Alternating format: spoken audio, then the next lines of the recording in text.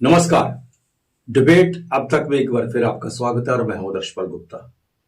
जम्मू कश्मीर में 10 साल से कोई सरकार नहीं थी, 5 साल से तो बिल्कुल ही नहीं थी। तो लोगों का यही एक था कि किसी न किसी तरह से उनकी अपनी एक सरकार बने, चुनाव हो। और चुनाव जब हुए और सरकार भी बन गई लोगों की, सरकार बनने के बाद लोगों ने उम्मीदें जताई कि यहां बहुत कुछ काम होगा, उनकी अपनी सरकार है।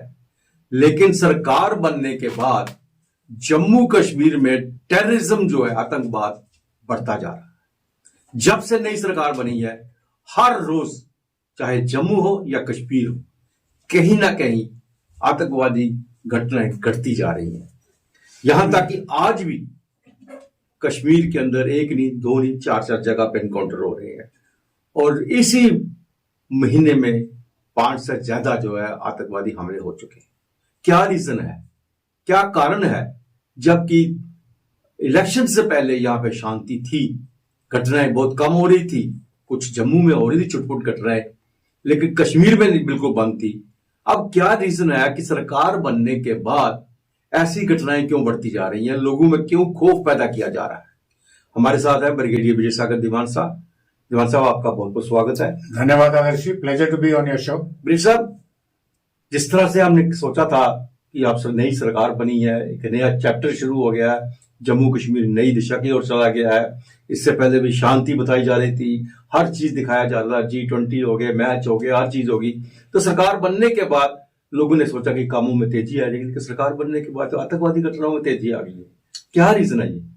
देखिए, सबसे पहले जो रीजन ढूंढने के बजाय लेट्स एनालाइज के हो क्या रहा। इसको थोड़ा सा जोड़िए। आई थिंक 9 जून जब प्रधानमंत्री ने शपथ ग्रहण करी है, उस दिन रियासी में इंसिडेंट हुआ और उसके बाद वो इंसिडेंट्स बढ़ते चले गए, और बल्कि रादर इंसिडेंट्स बढ़ते चले गए और उनका जो एपिसेंटर था वो शिफ्ट कर दिया गया जम्मू में।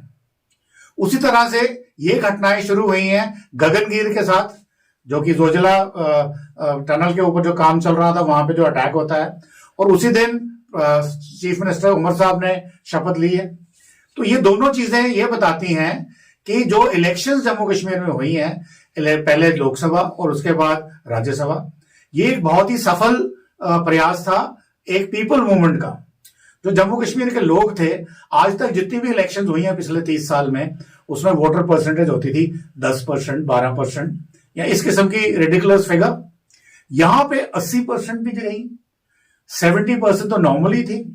तो इस तरह की जो बात चली है, ये दिखाती है कि जो जम्मू कश्मीर के लोग हैं, रादर कश्मीर में ज्यादा बोलूंगा, वो भारत के साथ हैं, भारत के झंडे के नीचे हैं और भारत को अपनी एलिजियंस ओ करते हैं।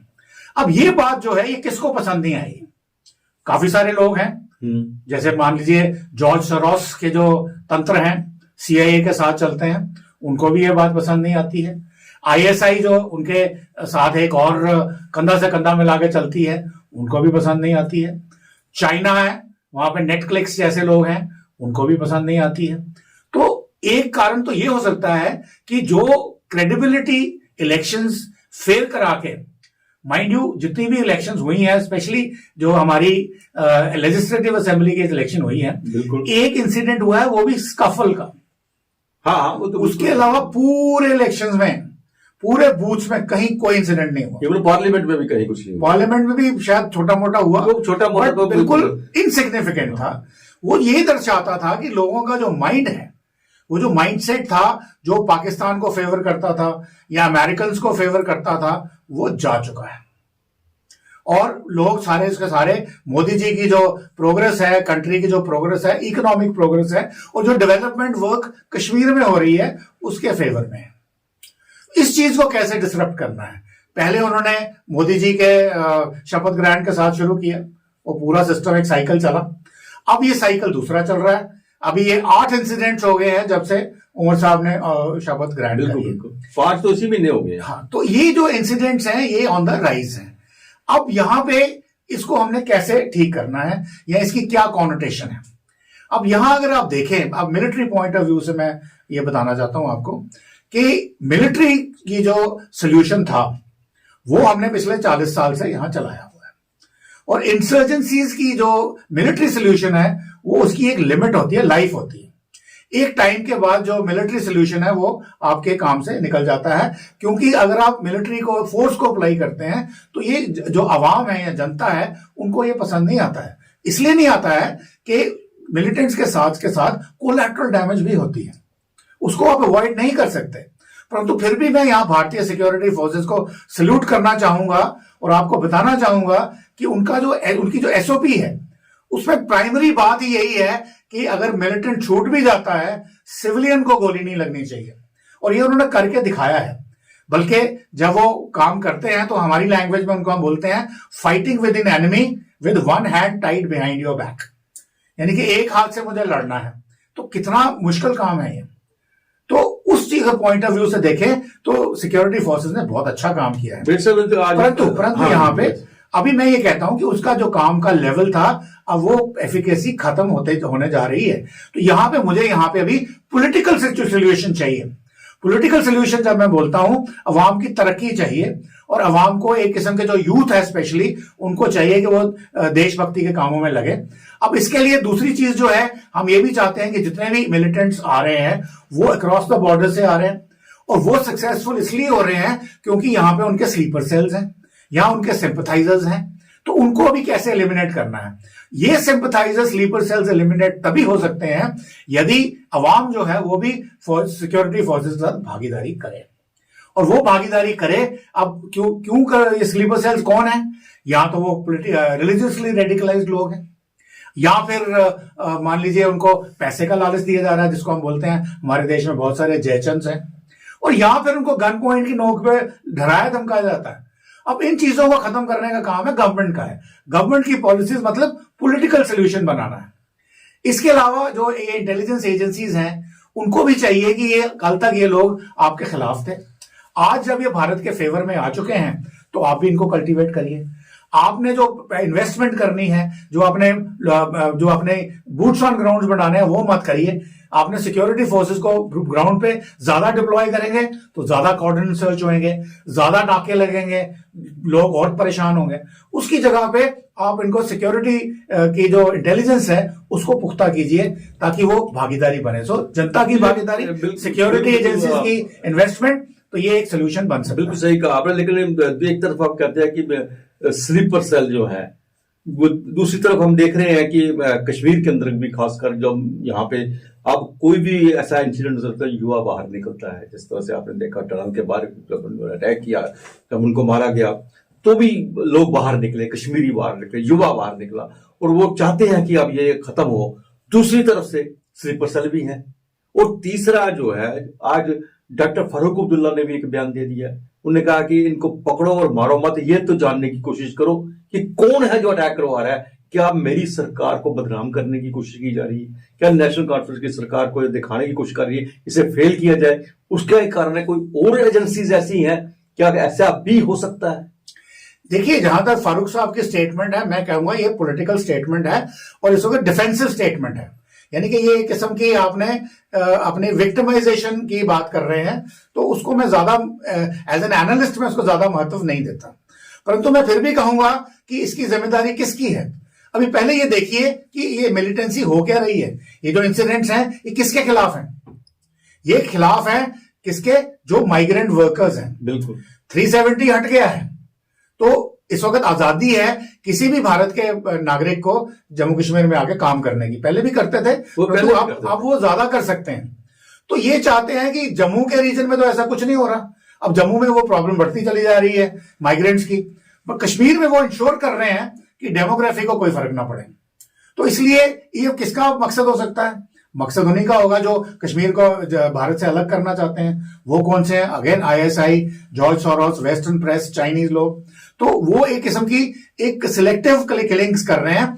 अब इतने टूरिस्ट घूम रहे हैं, इस बार 3rd रिकॉर्ड सीजन हुआ है कश्मीर में, एक भी टूरिस्ट को कुछ कहा?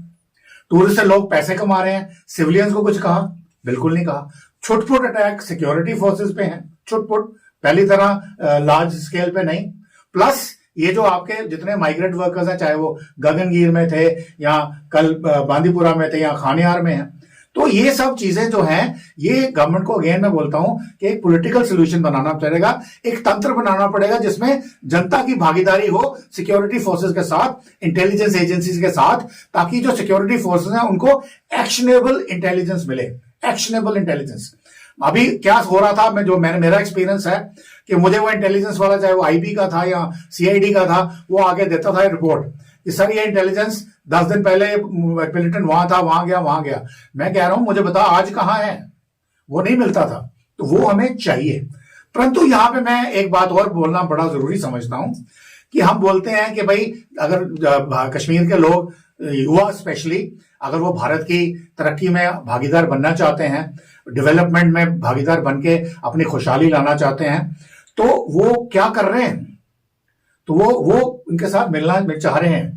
और जितने भी ये स्लीपर सेल्स हैं या जितने भी उनके ओवरग्राउंड वर्कर्स हैं या हाइब्रिड टेररिस्ट हैं, इनको कंटेनमेंट करने के लिए क्या करना चाहिए। हम जयचंद भी हैं, बिल्कुल। परंतु अभी देखिए जो कल आपने 2 इनके बैकपैक्स पकड़े हैं टेररिस्ट के, उसमें से क्या निकला है, उसमें से खाने पीने का सामान निकला है, ड्राई फ्रूट्स निकले हैं, ऑफकोर्स एमिनेशन वगैरह तो है ही है। इसका मतलब क्या होता है, इसका मतलब कि वो जो टेररिस्ट वहां आए थे, उन्होंने अपने खाने पीने का सामान लाया, उनके पास लोकल सपोर्ट कोई नहीं थी। खाना पीना तो ड्राई फ्रूट्स लाए हैं, वो तो खराब हो जाता है, तो वो लोकल से ही मिलेगा। अब उनको पता है कि लोकल कोई नहीं है, इसलिए ड्राई फ्रूट्स लेके चलो। इसका मतलब क्या है, जनता ने उनका साथ देना कम कर दिया है।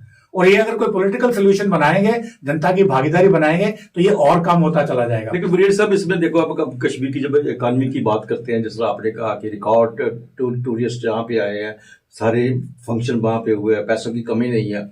आम कश्मीरी जो है उसको मुझे नहीं लगता कि वो इतनी उसके पास कमी है कि वो मजदूरी करे। एक समय था जब वो जम्मू में मजदूरी करने आते थे, आज वो समय है कि वो मजदूर बुलाते हैं अपने काम करने के लिए।